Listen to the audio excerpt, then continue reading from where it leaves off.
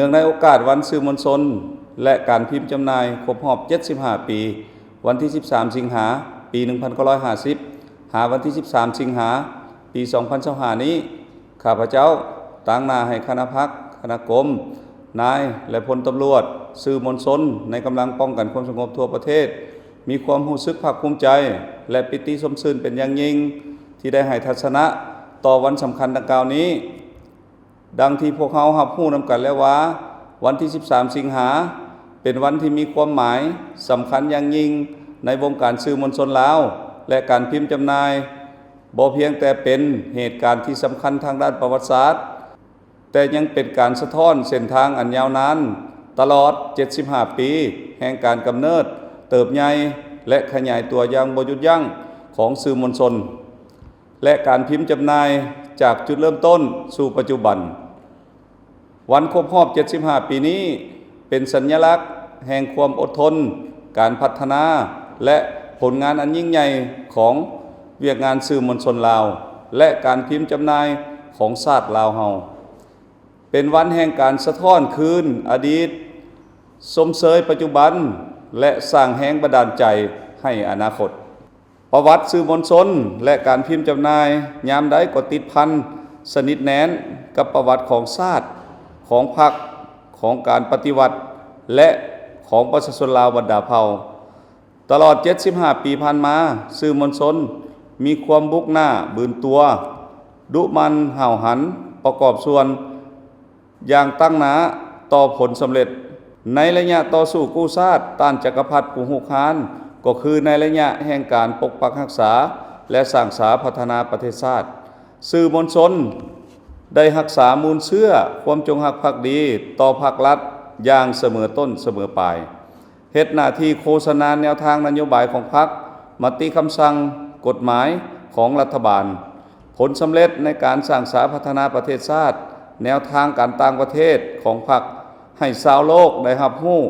ทั้งเฮ็ดหน้าที่ตอบโต้ถอยทำนองพวกคนบ่ดีที่อาศัยให้ป้ายสีต่อระบอบใหม่ของพวกเราได้อย่างทันการสื่อมวลชนลาวได้พัฒนาตนเองขึ้นเรื่อยๆนับทางด้านปริมาณและก้าวไปสู่คุณภาพอย่างบ่หยุดยั้งสามารถตอบสนองความเรียกร้องต้องการของหน้าที่การเมืองของพรรคในระยะใหม่ซึ่งแสดงถึงความสามัคคีความมุ่งมั่นปรารถนาและความสามารถในการปรับตัวตามยุคสมัยของสื่อมวลชนและการพิมพ์จำหน่ายเว้ารวมเว้าเฉพาะสื่อมวลชนป้องกันความสงบแม้หนึ่งในสื่อมวลชนของลาวได้ประกอบส่วนสำคัญเข้าในการสร้างสาและพัฒนาประเทศชาติอย่างสุดกกสุดปลายสื่อมวลชนในกำลังป้องกันความสงบได้กำเนิดเกิดขึ้นในวันที่10 กันยาปี 1995ซึ่งเบื้องต้นยังมีลักษณะปฐมฐานแต่ย้อนการเอาใจใส่ของภาครัฐก็คือการนำกระทรวงป้องกันความสงบที่เห็นได้ความสำคัญของเวียกงานสื่อมวลชนมาฮอดปี 2009 ได้สร้างตั้งเป็นคณะบรรณาธิการข่าวสารซึ่งประกอบมี 4 กองบรรณาธิการขึ้นกับคือกองบรรณาธิการวิทยุกระจายเสียงกองโทรภาพกองวารสาร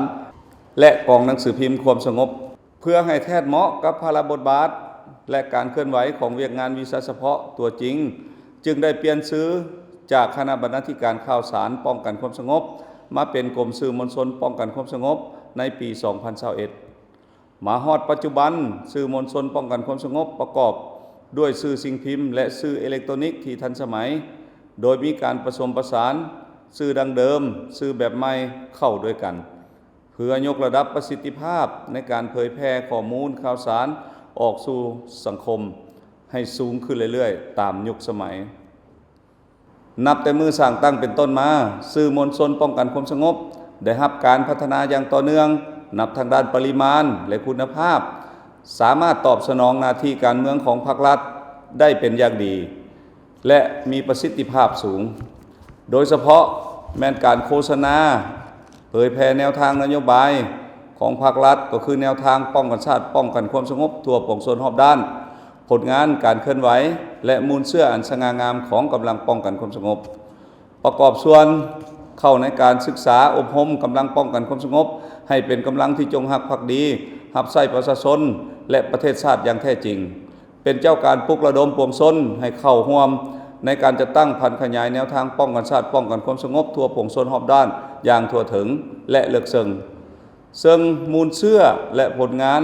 เหล่านั้นได้เป็นมรดกตกทอดให้คนรุ่นหลังได้สืบทอดและหำเฮียนสื่อมวลชนในกำลังป้องกันความสงบได้เอาใจใส่ร่วมมือกับบรรดาองค์การสื่อมวลชนทุกแขนงการของรัฐและเอกชนเข้าในการเคลื่อนไหวปฏิบัติหน้าที่โดยการรับผิดชอบสูงและมีผลสำเร็จหลายด้านซึ่งแสดงออกคือได้เคลื่อนไหวรายงานข่าวกองประชุมระดับชาติระดับสากลที่สปป.ลาวได้รับเกียรติเป็นเจ้าภาพติดตามการนำขั้นสูงกระทรวงป้องกันความสงบเคลื่อนไหวเวียกงานทางภายในและต่างประเทศเจ็บกรรมรายงานข่าววันสำคัญของชาติของพรรคภัยธรรมชาติและพยาธิระบาดอย่างเป็นเจ้าการพิเศษแมนได้โฆษณาเผยแพร่ผลงานการจะตั้งปฏิบัติวาระแห่งชาติว่าด้วยการต้านและแก้ไขปัญหายาเสพติดอย่างมีผลสำเร็จอันจบงามพร้อมกันนั้นสื่อมวลชนป้องกันความสงบได้มีการพัวพันร่วมมือกับบรรดาประเทศเพื่อนมิตรเพื่อยกขีดความรู้ความสามารถของพนักงานและยกระดับเวียกงานสื่อมวลชนให้ทันสมัยขึ้นกว่าเก่า